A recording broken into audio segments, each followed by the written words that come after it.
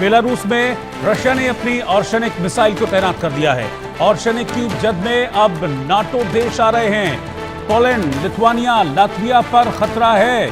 इस वक्त की ब्रेकिंग न्यूज, बड़ी खबर मैं आपको बता रहा हूं। ऑर्शनिक मिसाइल को तैनात किया गया है रशिया की तरफ से। पहले भी इस तरह की आशंका जाहिर की जा चुकी है कि रशिया नाटो पर अटैक जरूर करेगा, 1-to-1 वाली स्थिति हो जाएगी नाटो देशों के साथ। हालांकि उस प्रेडिक्शन में यह कहा गया था, उस चिंता में यह कहा गया था कि भाई 2030 तक ऐसी स्थिति बनेगी, लेकिन परिस्थितियां कब बदल जाएं ये कह नहीं सकते हैं। और ऑर्शनिक जो रशिया की बेहद घातक मिसाइल है, कर्नल त्यागी, क्या नाटो और रशिया के बीच आप हाल फिलहाल में आने वाले जल्द वक्त में कुछ जंग डायरेक्ट आप देख रहे हैं? देखिए, नाटो में और रशिया में युद्ध होना तो निश्चित है। हाँ। टाइमिंग के बारे में कुछ कह नहीं सकते क्योंकि वो भविष्य के गर्त में छिपा हुआ है। लेकिन हालात ऐसे हैं कि जिसको ये सोचा जा रहा था कि 2030 से पहले रशिया नाटो पर अटैक करेगा, हो सकता है कि वो उससे पहले हो जाए, क्योंकि कंडीशंस ऐसी बना दी गई है। यूक्रेन का जो प्रेसिडेंट है, जो इलीगल प्रेसिडेंट है, उसकी टर्म खत्म हो चुकी है और वो अपनी चीज के ऊपर अड़ा हुआ है और नेटो उसे सपोर्ट कर रहा है, रशिया के अगेंस्ट सपोर्ट कर रहा है। तो रशिया उसके ऊपर कुछ ना कुछ एक्शन तो अवश्य लेगा। और इसका एक नहीं, 5 उदाहरण मिलते हैं। सबसे पहला उदाहरण तो ये कि ट्रांसनिस्ट्रिया जो मोल्डोवा के पास है, जहां पे ऑलरेडी रशिया ने अपनी हलचल बढ़ा दी है और वहां पे सेकंड वर्ल्ड वॉर के जमाने का बहुत बड़ा आर्म्स का एक जखीरा रखा हुआ है। तो एक रास्ता तो हो गया मोल्डोवा से। दूसरा, ब्लैक सी के अंदर जहां तक सवाल है, रशिया पूरी कोशिश कर रहा है कि ओडेसा भी उसके कंट्रोल में आ जाए, ताकि यूक्रेन का रास्ता ही बंद हो जाए ब्लैक सी में जाने का। और दूसरा ब्लैक सी, और तीसरा बाल्टिक सी, जिसको ये कहा जाता था कि ये तो यूरोपियन देशों की बाल्टिक लेक है।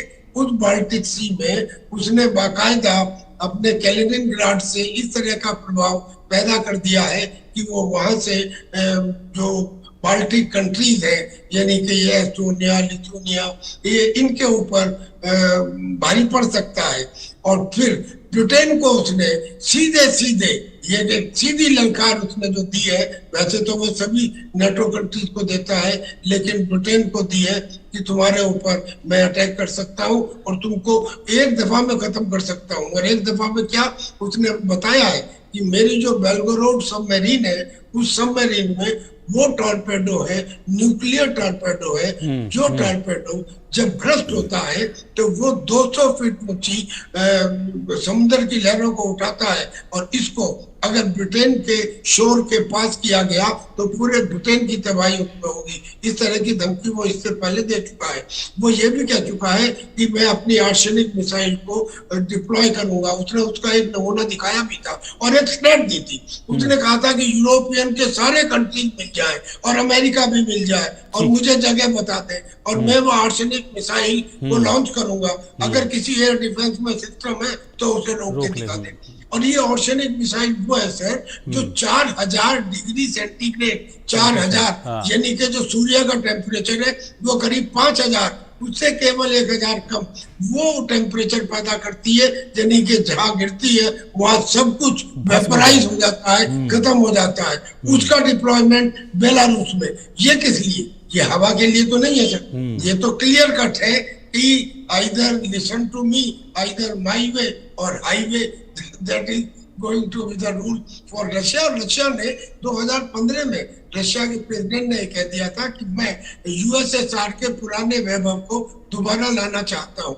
लिहाजा उसका एम ये है कि जिस अमेरिका ने फ्रेगमेंटेशन के टाइम ये प्रॉमिस किया था कि हम रूस की बाउंड्री की तरफ नाटो का प्रभाव नहीं बढ़ाएंगे, उन्होंने अपना वादा थोड़ा बढ़ाया। अब मैं उसे डिगेन करूंगा। वो सब कंट्रीज और खास तौर पे युद्ध में जो उन्होंने स्वीडन और फिनलैंड को नाटो का मेंबर बनाया है, उनको वो अपने साथ में लेना चाहता है। तो रशिया टुडे और tomorrow will definitely attack the NATO countries.